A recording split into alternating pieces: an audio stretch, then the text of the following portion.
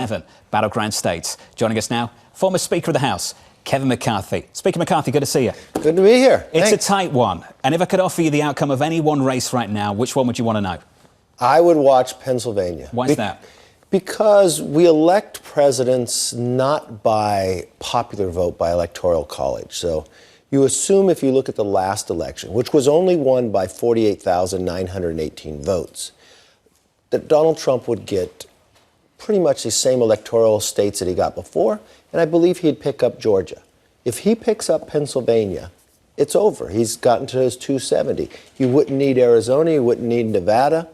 And when you look at where the play is, even the union voters in Pennsylvania overwhelmingly support Trump over Kamala. And Kamala, at the end of the day, if she loses this race, it's going to be her listening to Pelosi when Pelosi pushed her to pick Waltz, not because Shapiro's too ambitious. I like leaders who want people who are ambitious around them, not people who say, I won't compete. He's beloved in Pennsylvania, and he's out there still campaigning for whether or not he's on the ticket or not. Do you think in Pennsylvania they would reject the Democratic Party, even though they love their Democrat governor? They're not rejecting the Democratic Party. They're tired of high inflation prices. They're tired of the border being wide open. They want someone to do something that they'll actually say. You know, you watch President Trump go into a Steeler game and people start chanting USA.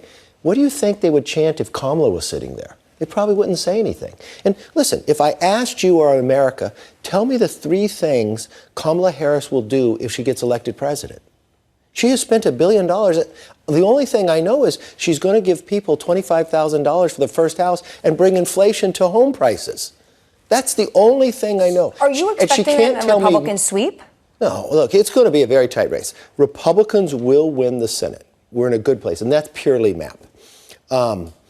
The presidency, I give a 60% chance that President Trump's going to win there. I just watch. It's a tight race. In the House, it's actually easier for Republicans to win seats this cycle, but Republicans now are behind on money. I just came back and saw 4 races that were tied that Democrats had, but they don't have the money to go play. They've made a mistake in this process. We always had more. I don't see the strategy in the House where you're on offense. I would go out. We beat the DCCC chair last time. Remember, the last 2 cycles leaders, I only won. When Biden won the presidency, it was the first time since 1994 no Republican incumbent lost. But, Speaker, the Republicans were feeling really good this time 2 years ago. Remember, Kari Lake was supposed to be the governor of Arizona? It wasn't the red wave.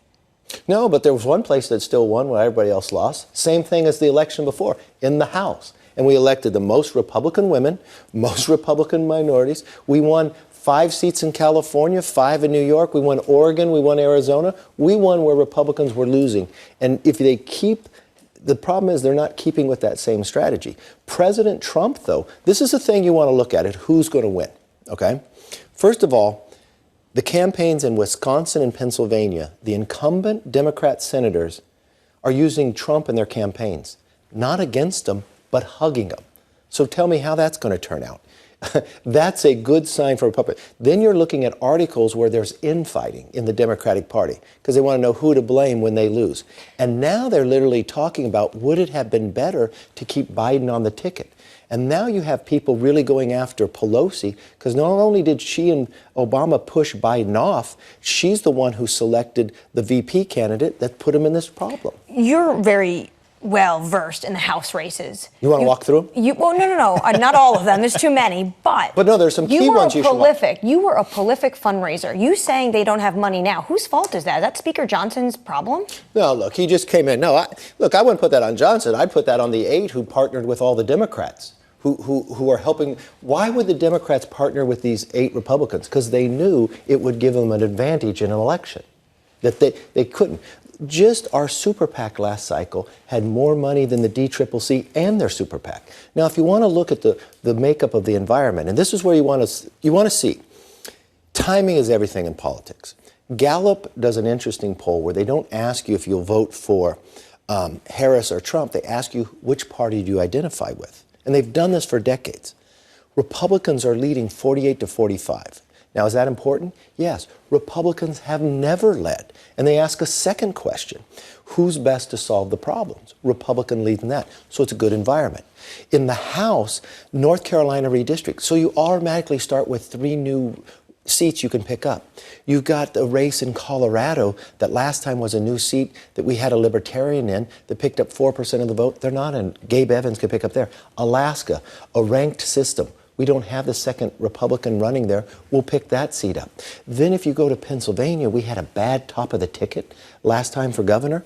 Dave McCormick is fantastic. Donald Trump is fantastic. So 1 or 2 seats there. You got Michigan, where you have Slotkin, who pulled out. Tom Barrett's running there. You're feeling like Republicans were talking 2 years ago. We only have a little bit of time left. I have to ask about Elon Musk. I'm telling you, there's opportunities if you have the resources. You see the opportunities if there was resources. Maybe if you were every cycle I was leader, we gained seats in California. There's 2 other seats we can gain. The question is, are you putting the resources in to get the message out to gain it? The environment is there. If you don't turn it out, there's a problem. Let's talk about man with resources, Elon Musk. He's saying that if you are a registered voter, you can get $1 million. There's some legal issues with that, but that's not what I want to ask you. I want to ask you about this idea that he can become the head of the Department of Government Efficiency.